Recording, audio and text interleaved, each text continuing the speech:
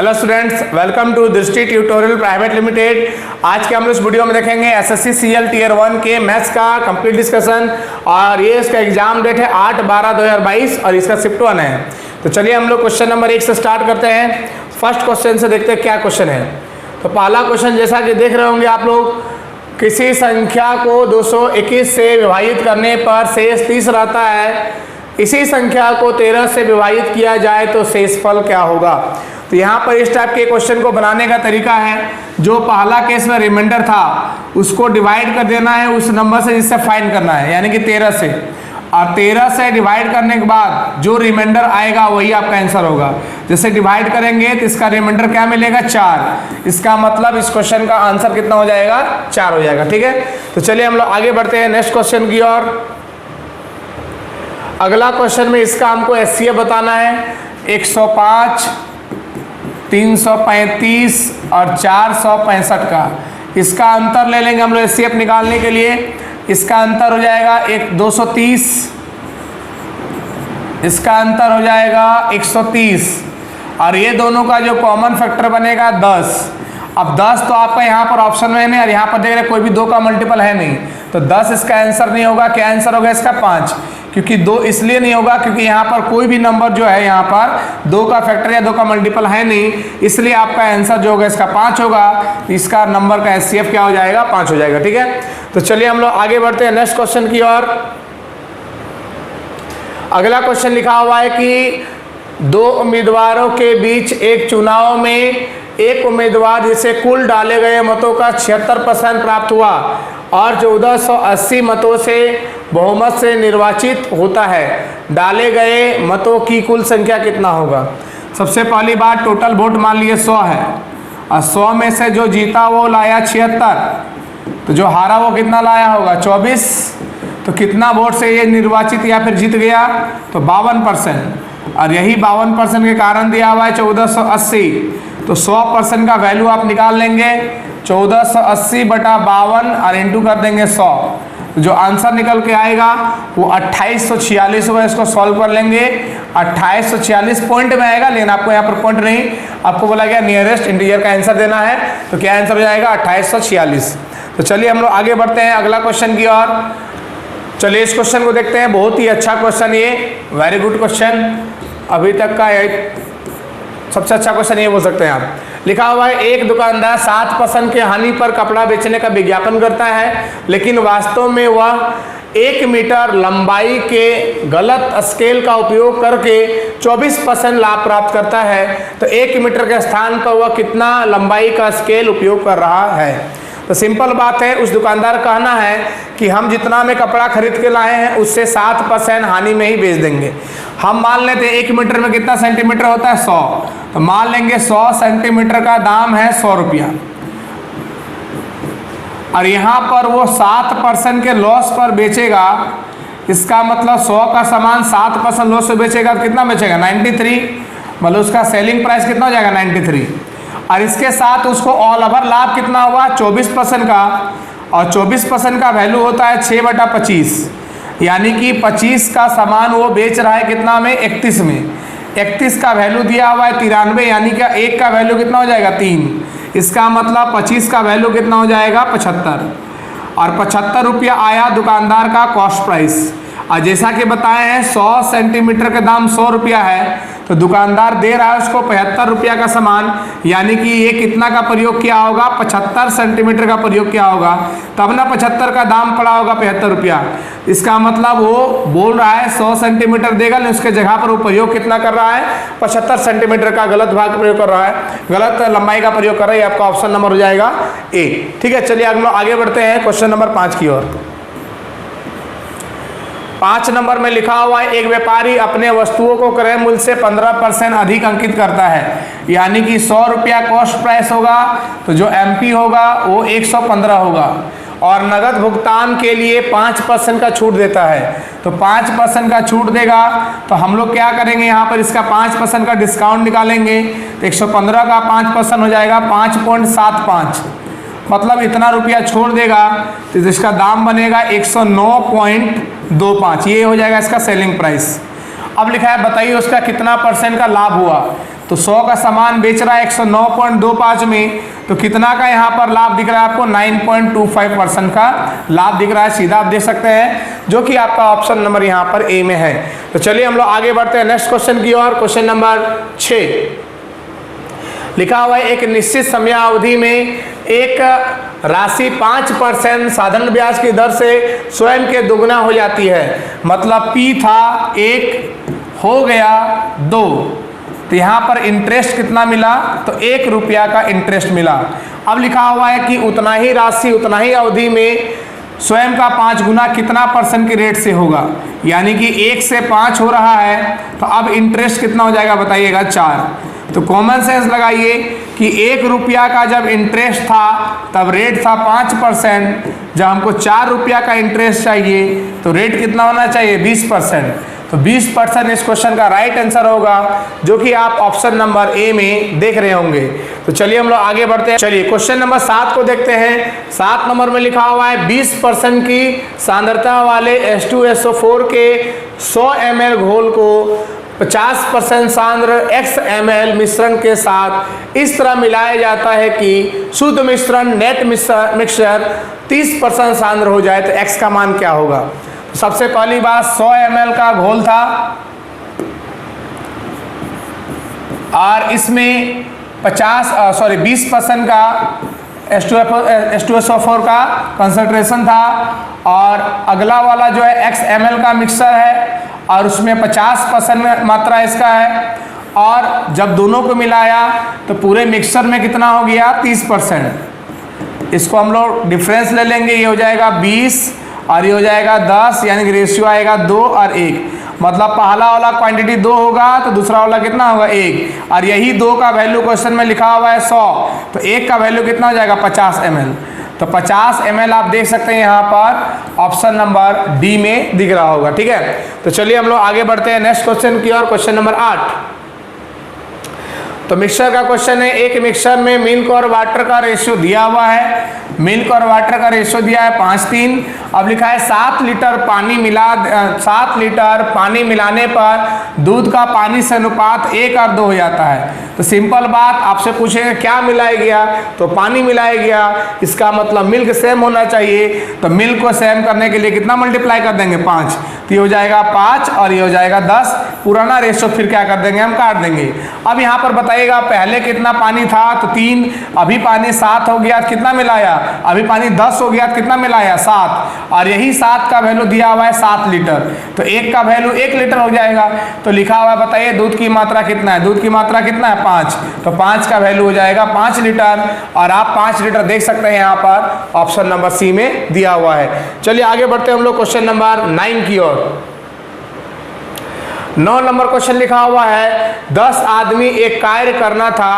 10 आदमी एक कार्य करना शुरू करते हैं, लेकिन कुछ दिनांक के बाद उसमें से 4 कार्य छोड़ के चले जाते हैं। इसके परिणाम स्वरूप जो कार्य 40 दिन में पूरा हो सकता था वो 50 दिन में पूरा हुआ। कार्य शुरू होने के कितने दिन बाद चारों आदमी काम छोड़ के गए थे? तो बहुत ही अच्छा क्वेश्चन है। तो सबसे पहली बात, रियल में काम पूरा होना कितना था? 40 दिन में। मतलब 10 आदमी जो है 40 दिन में काम खत्म कर देता, लेकिन रियल में हो क्या रहा है? 10 आदमी कुछ दिन तक काम किया, तो मान लेते हैं 30 दिन तक काम किया, उसके बाद 4 आदमी छोड़ के चला गया, तो बचा कितना आदमी? तो 6 आदमी। अब 6 आदमी बचा, तो जरा बताइएगा यहाँ पर आपकी काम अब कितना दिन में खत्म हो रहा है? 50 दिन में। तो 50 में टी चला गया, तो बचा कितना? 50 माइनस टी दिन। अब इसको सॉल्व करके हम लोग टी का वैल्यू निकाल लेंगे। तो ये कितना है बताइएगा? 400। अब देखिएगा इधर से आएगा 50 × 6 करेंगे 300, तो 300 माइनस कर देंगे, डिवाइड, ये देखिए 10 टी है और ये हो जाएगा 6 टी। 10 टी और 6 टी का जो अंतर आएगा वो 4 टी आएगा। डिवाइड कर देंगे हम लोग यहाँ पर 4 से, तो टी का वैल्यू यहाँ से निकल जाएगा। तो यहाँ पर सॉल्व कर लेंगे 100/4, यानी कि 25 दिन के बाद वो लोग छोड़ के गया होगा। तो इसका जो राइट आंसर होगा वो 25 दिन होगा, जो कि आप यहाँ पर ऑप्शन में देख रहे होंगे। ठीक है, तो चलिए आगे बढ़ते हैं हम लोग। क्वेश्चन नंबर 10 भी अच्छा क्वेश्चन है। लिखा हुआ है कि समान समय अंतराल पर ए समान समय अंतराल पर बी का पीछा कर रहा है अब ए 8 बार कूदता है जबकि बी 6 बार कूदता है। अब यहाँ पर देखिएगा टाइम का कुछ फिक्स बाउंडेशन दिया नहीं है, तो टाइम का यूनिट आप कुछ भी मान सकते हैं, आपका मन, हम सेकंड मान रहे हैं। तो मान लेते हैं ए का चाल जो था वो 8 जंप पर सेकंड था और बी का जो चाल था वो 6 जंप पर सेकंड था, ऐसा हम मान के चल रहे हैं। अब लिखा हुआ है कि लेकिन ए द्वारा 7 जंप में तय की गई दूरी ठीक वही है जो बी द्वारा 5 जंप में तय की गई दूरी है। मतलब ए का 7 जंप का दूरी और बी का 5 जंप का दूरी बराबर है। हम यहाँ पर दूरी मीटर में लेकर चल रहे, फिर से बता रहे, यूनिट कुछ भी मानेंगे, कोई प्रभाव नहीं पड़ने वाला है। तो यहाँ पर ए और बी का जो डिस्टेंस कवर्ड होगा एक एक जंप में वो निकल जाएगा 5 और 7, मतलब ए एक जंप में 5 मीटर मारेगा तो बी एक जंप में कितना मारेगा 7 मीटर। अच्छा बताइए, एक जंप में 5 मीटर तो 8 जंप में कितना मारेगा 40 मीटर, तो इसका स्पीड हो जाएगा 40 मीटर पर सेकंड। बी का देखते हैं तो बी एक जंप में कितना मारता है 7, तो 6 जंप में कितना मारेगा 42, तो 42 मीटर पर सेकंड इसका स्पीड हो जाएगा। और यही स्पीड का रेशियो पूछा गया है, तो काट लेंगे, ये हो जाएगा 20 और ये हो जाएगा 21। तो जो रेशियो बनेगा आपका वो बनेगा 20 और 21 स्पीड का, जो कि आप देख सकते हैं यहाँ पर ऑप्शन नंबर सी में लिखा हुआ है। ठीक है, तो चलिए हम लोग आगे बढ़ते हैं क्वेश्चन नंबर 11 की ओर। 11 नंबर तो सिंपल फॉर्मूला ए प्लस बी का होल स्क्वायर माइनस ए माइनस बी का होल स्क्वायर बराबर क्या होता है, तो 4ab होता है। तो चलिए इसमें कुछ खास तो बात है नहीं, आगे बढ़ा जाए। 12 नंबर, 12 भी फॉर्मूला का ही बात है, लिखा हुआ है m और n दो धनात्मक वास्तविक संख्याएं हैं। 9m square plus n square equal to 40, mn equal to 4, तो 3m प्लस n क्या होगा, तो 3m प्लस n निकालने के लिए इसका होल स्क्वायर निकालेंगे, तो a प्लस b का होल स्क्वायर होता है a square plus b square plus 2ab करेंगे, 3 दूनी 6, तो 6mn हो जाएगा। अब बताइएगा जरा, ये स्क्वायर हटेगा तो रूट लगेगा, तो हम लोग इधर रूट लगा देंगे। इसका वैल्यू क्वेश्चन में दिया हुआ है 40 प्लस mn का वैल्यू दिया है 4, तो ये हो जाएगा 24। ऐड कर लेंगे 64 आएगा और 64 का रूट कितना हो जाएगा 8, और आप देख सकते हैं यहाँ पर ऑप्शन नंबर डी में 8 है। ठीक है, तो चलिए हम लोग आगे बढ़ते हैं। चलिए क्वेश्चन नंबर 13 को देखते हैं। 13 में लिखा हुआ है x square plus 4x plus 4y minus 4xy minus 2x minus 8 का फैक्टर कौन सा है, गुणनखंड फाइंड करना है। तो सबसे पहले हम यहाँ पर इसको ऑप्शन से ही बनाएंगे और देखिएगा इसका x का यहाँ पर हाईएस्ट पावर क्या है 2, और लेकिन जब ऑप्शन नंबर बी में देखते हैं यहाँ 2 है और यहाँ भी 2 है, दोनों मल्टीप्लाई करेंगे तो x का पावर क्या देगा बताइए 4 देगा। तो क्या x का पावर 4 दे पाएगा, नहीं दे पाएगा, क्योंकि x का हाईएस्ट पावर कितना है बताइएगा 2, यहाँ पर 4 आ रहा है, वैसे डिग्री मैच नहीं कर रहा है। इस जगह पर भी देखिएगा तो यहाँ पर x का पावर कितना है 2, यहाँ भी 2 है, तो पावर 4 देगा x का, तो ये भी पॉसिबल नहीं है, ये भी पॉसिबल नहीं है। अब यही दोनों में से एक आंसर पॉसिबल है, तो चलिए हम लोग ऑप्शन नंबर ए चेक कर लेते हैं। यदि ए नहीं होगा तो आपका वो सी आंसर हो जाएगा। तो चलिए हम लोग पहले ए चेक करते हैं। तो लिखा हुआ है x minus 2y minus 4, x minus 2y plus हो जाएगा 2, मल्टीप्लाई करेंगे तो इसको मल्टीप्लाई करने पर क्या मिलेगा एक्स स्क्वायर, फिर इसको मल्टीप्लाई करेंगे माइनस 2xy, फिर इसको मल्टीप्लाई करेंगे तीसरे वाले से तो 2x देगा प्लस में, फिर ये हो जाएगा माइनस 2xy, फिर इससे इसको मल्टीप्लाई करेंगे तो प्लस 4y स्क्वायर हो जाएगा, और इससे इसको मल्टीप्लाई करेंगे तो हो जाएगा माइनस 4y, इससे मल्टीप्लाई करेंगे तो हो जाएगा माइनस 4x, इससे मल्टीप्लाई करेंगे तो हो जाएगा प्लस 8y, और लास्ट मल्टीप्लाई करेंगे माइनस 8 हो जाएगा। अब हम लोग क्वेश्चन के हिसाब से अरेंज करेंगे। सबसे पहले एक्स स्क्वायर है, उसके बाद 4y है, देखिए यहाँ पर 4y है जिसको 4y लिख देंगे 4y स्क्वायर, उसके बाद है प्लस 4y, तो देखिएगा 4y यहाँ पर और यहाँ पर दोनों इसको सॉल्व करेंगे तो माइनस 4 में हट गया 4 बचेगा, तो 4 4y ये दे रहा है। इसके बाद देखते हैं माइनस 4xy, अब xy देखिएगा यहाँ 2 ठो है, यहाँ 2 ठो, ये दोनों जोड़ देंगे तो क्या हो जाएगा माइनस 4xy, ये भी यहाँ तक भी सही है। उसके बाद माइनस 2x, देखिए यहाँ पर 2x 4 है, यहाँ पर 2x 2 है, माइनस करेंगे माइनस 2x हो जाएगा, फिर माइनस 8, ये माइनस 8 यहाँ पर है। तो देखिएगा ये इक्वेशन दे रहा है, इसका मतलब जो आपका आंसर आएगा वो ऑप्शन नंबर क्या हो जाएगा बताइएगा ए। ठीक है, तो बहुत ही इजी क्वेश्चन आप बना सकते हैं। तो चलिए हम लोग आगे बढ़ते हैं अगले क्वेश्चन की ओर। क्वेश्चन नंबर 14 में लिखा हुआ है कि ABC एक ट्रायंगल है। तो एक ट्रायंगल बना लिए ABC, इसके साथ P और Q AB और BC पर पॉइंट है। यहाँ पर P है और इस जगह पर Q है, और ऐसा है कि PQ पैरेलल हो जाएगा AC का। अच्छा, AB की लंबाई दिया हुआ है 26, ये पूरा AB कितना दिया हुआ है 26। इसके बाद PQ की लंबाई 7 है और AC 10 है। यहाँ पर ट्रायंगल BPQ और BAC दोनों ही सिमिलर होगा, और साइड का रेशियो है 7 और 10। इसका मतलब छोटा वाला 7 होगा साइड, तो बड़ा वाला क्या होगा 10।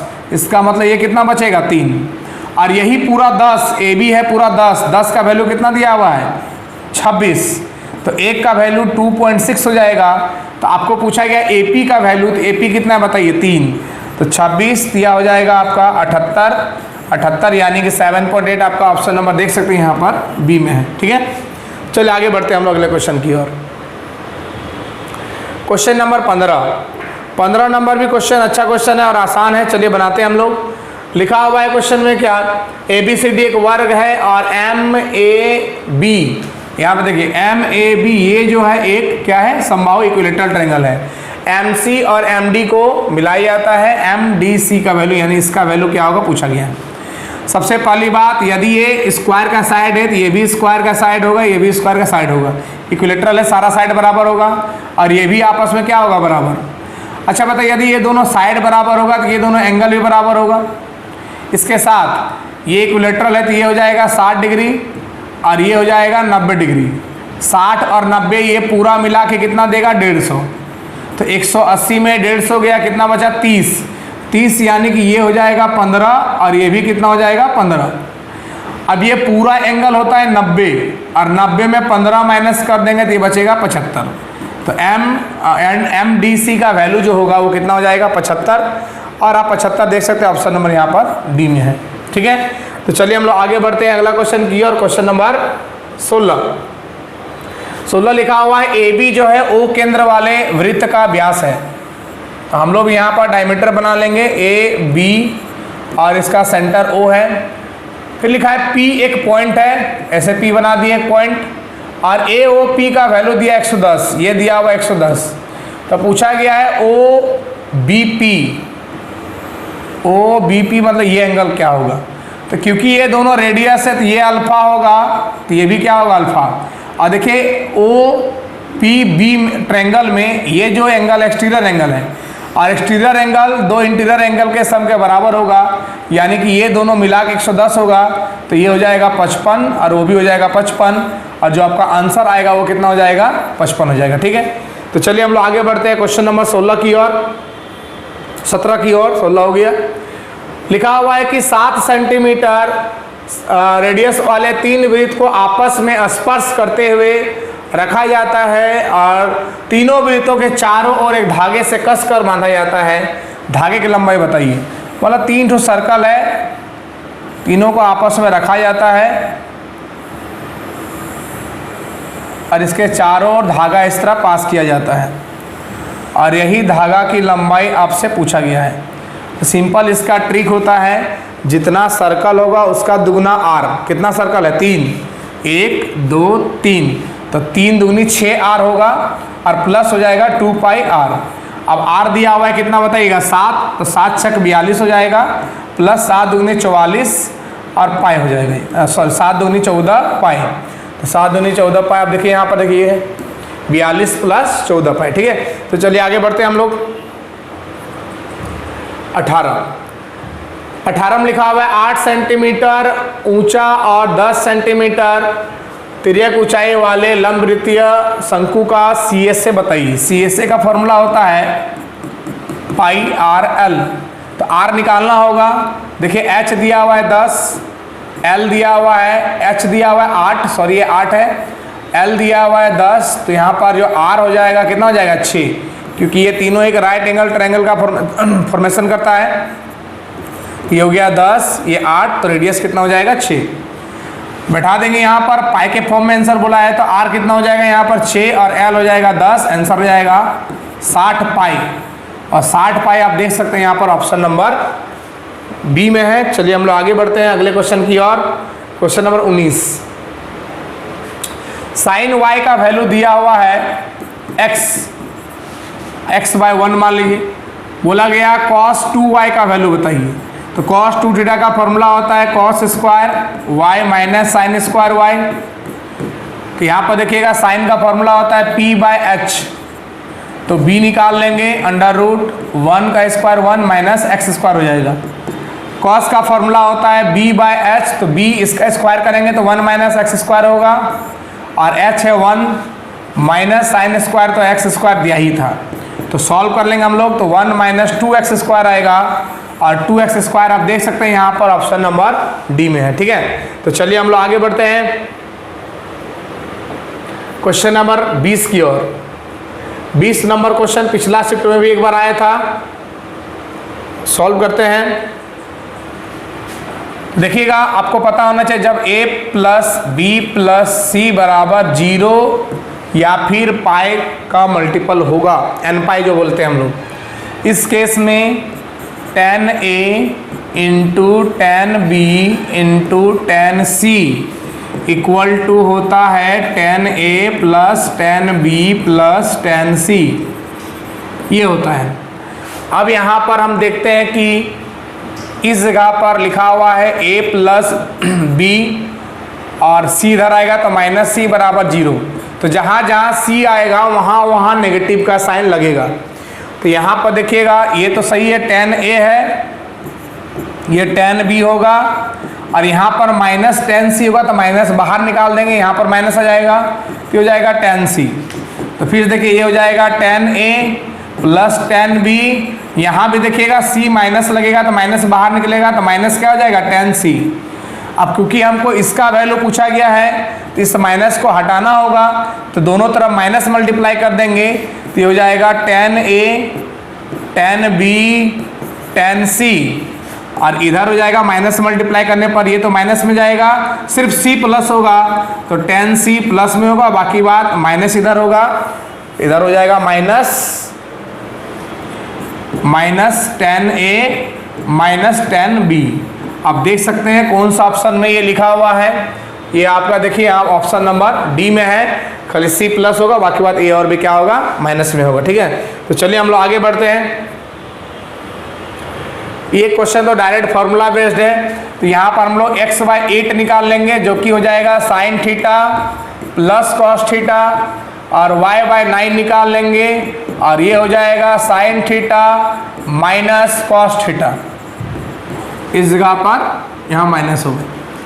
अब यहाँ पर सॉल्व करेंगे तो इधर का स्क्वायर का सम करेंगे, यानी कि x बाय 8 का स्क्वायर प्लस y बाय 9 का स्क्वायर इक्वल टू हो जाएगा, यहाँ पर 1 है, यहाँ 1 है, तो 1 का स्क्वायर 1 प्लस 1 का स्क्वायर 1, तो आंसर क्या मिलेगा हमको 2 मिलेगा, और 2 आपका ऑप्शन नंबर डी में दिया हुआ है। ठीक है, तो बहुत ही बेसिक क्वेश्चन था ये। 22 नंबर क्वेश्चन डी आई का है, 5 ठो शहरों का स्मारकों की संख्या को दर्शाती है। लिखा है बी में स्मारकों की संख्या डी में स्मारकों की संख्या का अनुपात क्या होगा। तो आप देखिएगा बी में स्मारक कितना है, 30 है, और डी में कितना है, तो डी में आप देख सकते हैं 150 है। तो रेशियो बोलेंगे तो 1 और 5 होगा, और 1 और 5 आप ऑप्शन नंबर यहाँ पर डी में देख सकते हैं। बहुत सिंपल क्वेश्चन था। चलिए आगे बढ़ते हैं हम लोग क्वेश्चन नंबर 23 की ओर। 23 में लिखा हुआ है कि निम्नलिखित तालिका 1993 से 98 तक विभिन्न प्रकार के 2 पहिया वाहनों के उत्पादन को दर्शाती है। ठीक है, तो क्वेश्चन लिखा हुआ है कि 1996 की तुलना में 1998 में सभी प्रकार के 2 वाहनों के कुल उत्पादन में कितना प्रतिशत की वृद्धि हुई है। तो सबसे पहली बात 1996 में देखिए टोटल कितना है, तो यहाँ पर देखिए 1996 में 268 है। इसके बाद आप देखेंगे 1998 में 334 है, ये 1996 का हो गया और ये 1998 का हो गया। अब ये दोनों का हम लोग डिफरेंस लेंगे, तो ये हो जाएगा 66, और मतलब ये कितना ज़्यादा उत्पादन है 66, कितना में से 268 में से इंटू हो जाएगा 100। अब इसको हम लोग काट लेंगे, 4 से काटिएगा 25 बार में कटेगा, 4 से 6 और 4 से 7। इसको काटिएगा तो लगभग 0.9 समथिंग कटेगा, क्योंकि ये देखिए बहुत क्लोज है और क्लोज है, इसको समझिए अप्रोक्सीमेट से काट भी दें इसको हम तो ये लगभग एक बार में कटेगा, लगभग एक बार में। जो आंसर आएगा लगभग कितना परसेंट आएगा बताइएगा? 25%। 25 मतलब ये 24 पॉइंट कुछ समथिंग आएगा, तो 24 से मतलब 5 पॉइंट से ज़्यादा ही आएगा, इसलिए इसके अप्रोक्सीमेट देखेंगे तो इसका आंसर कितना होगा? 25%। ठीक है, तो चलिए आगे बढ़िए हम लोग क्वेश्चन नंबर 24 की ओर। 24 में फिर से आपका टेबुलर दिया हुआ है और लिखा हुआ है कि दी गई तालिका में विभिन्न महीनों में विभिन्न उत्पादों की इकाइयों का उत्पादन को दर्शाती है। Y का कुल उत्पादन, Y का टोटल उत्पादन देखिएगा, तो Y का सभी को जोड़ेंगे, इसको इसको इसको इसको, तो 56 आएगा। फिर लिखा हुआ है Z के कुल उत्पादन का कितना % है, तो Z को जोड़ेंगे यहाँ पर, इसको इसको इसको, तो आएगा 64। तो सबसे पहले यहाँ पर लिखा हुआ Y, Z रहेगा नीचे और Y रहेगा ऊपर, इंटू कर देंगे 100। 8 से कटेगा 7, 8 से कटेगा 8, 87% इसका हो जाएगा आंसर। 7/8 मतलब कितना होता है? 87। और आप देख सकते हैं यहाँ पर ऑप्शन नंबर सी में है। ठीक है, चलिए आगे बढ़िए। अगला लास्ट क्वेश्चन 25 नंबर। 25 में लिखा हुआ है दी गई तालिका एक संगठन में 2015 में इसकी स्थापना के बाद विभिन्न श्रेणियों में कर्मचारियों में शामिल हुए नए कर्मचारियों की संख्या और हर वर्ष संगठन छोड़ने वाले उन श्रेणियों के कर्मचारियों की संख्या को दर्शाती है। तालिका का अध्ययन कीजिए और नीचे दिए गए प्रश्न का उत्तर दीजिए। तो 2019 में संगठन में कार्यरत खाताओं की कुल संख्या, खाता मतलब अकाउंटेंट की कुल संख्या कितनी है? तो ये जो दिखा रहा है नंबर आपको, कोई इसको 14 देख के आंसर नहीं कर देंगे। ये 14 लोग ज्वाइन किया है, तो बोला गया 19 तक में कितना लोग है ये बताइए। तो सबसे पहली बात कितने लोग ज्वाइन किया, तो ये हम लोग पूरा को जोड़ेंगे 2019 तक में, ये वाले पूरा चार्ट को अकाउंटेंट में कितने लोग आए ज्वाइन किए ये पता लग जाएगा। तो यहाँ पर इसको जोड़ने पर आपको मिलेगा 110, मतलब 110 ऐसे लोग हैं जो 2019 तक ज्वाइन किए। अच्छा, कितने लोग यहाँ पर छोड़ दिए जॉब, तो इसको जोड़ेंगे सेकेंड वाले कॉलम को, तो ये आपको बताएगा कितने लोग यहाँ पर जॉब छोड़ दिए हैं। तो ये आएगा 83।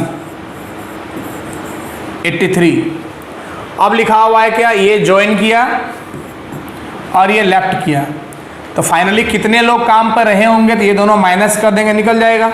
तो माइनस करने पर आ जाएगा 27। तो 2019 तक 27 ऐसे लोग होंगे जो यहाँ पर कार्य कर रहे हैं अकाउंटेंट के रूप में। ठीक है, तो इस प्रकार से सारा क्वेश्चन का डिस्कशन खत्म हुआ और आज का वीडियो इतना ही रहेगा। धन्यवाद।